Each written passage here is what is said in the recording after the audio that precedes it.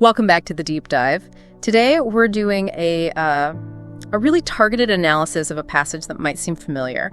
Luke 2.2535. Right. For anyone who uses quiet time notes, this is that pivotal encounter in the temple with Simeon. Exactly. And our mission is really to unpack the ideas of, peace and salvation that are hidden in what seems like a simple story about a baby dedication. It's so much more than that. I mean, you have this seemingly anonymous man, Simeon, and his whole world changes. And he delivers one of the most incredible prophecies in the New Testament, all from just seeing a baby.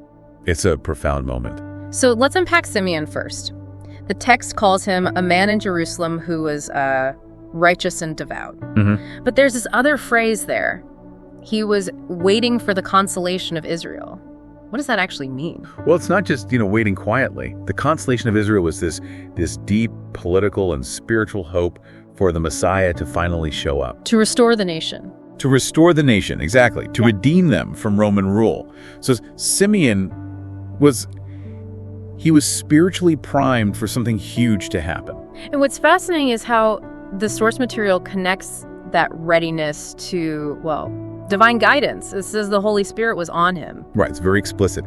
He'd been given this private revelation that he wouldn't die until he had seen the Lord's Christ. So it wasn't just about being in the right place at the right time. It was about a state of intentional spiritual listening. Which is why the timing is just. It's perfect. He's led by the Spirit into the temple at the exact moment Mary and Joseph walk in. While hundreds of other people are probably just going through the motions. Just another day. Yeah. But for Simeon, this was the day. He was the one who could see it for what it was. And, okay, this is where it gets really insightful for me. He immediately takes the infant in his arms and blesses God. No hesitation. He wasn't surprised. He was, fulfilled. And he says, "My eyes have seen your salvation." I mean, that's the entire gospel promise in one sentence. It is. It's known as the Nunc Dimittis, his song of praise. And what's so critical is the scope he gives it right away. He says this salvation was prepared in the presence of all peoples. Which begs the question, for a devout Jew waiting for the consolation of Israel, what does it mean to declare this baby a light for revelation to the Gentiles? It just radically expands the promise. He's saying Jesus is both a light for revelation to the Gentiles and for glory to your people, Israel. So it's not one or the other. Not at all. He immediately establishes that Christ's salvation is universal. It's restorative for one nation, yes, but it's also illuminating for the entire world. But then the text just takes this incredibly hard turn. Yeah. Right after this beautiful, peaceful moment, he turns to Mary with a warning. Mm-hmm. A really challenging one. He says the child is appointed for the fall and rising of many in Israel and for a sign that is opposed. It shifts the whole tone from peace to conflict. That is the paradox we have to unpack. How can one child bring both peace and division? Well, the text suggests that Christ doesn't create the division. He just reveals it, like a light that shines in a dark room and shows you where everything really is. So the opposition is meant to reveal the thoughts from many hearts. Exactly. The presence of Christ forces a response. It makes it clear where people truly stand. And that personal cost of that revelation, it's just harrowing. He tells Mary, "A sword will pierce through your own soul also."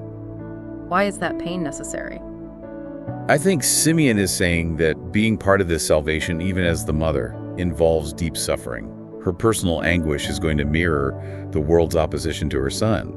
It just highlights that the process of light exposing darkness is, it's not painless.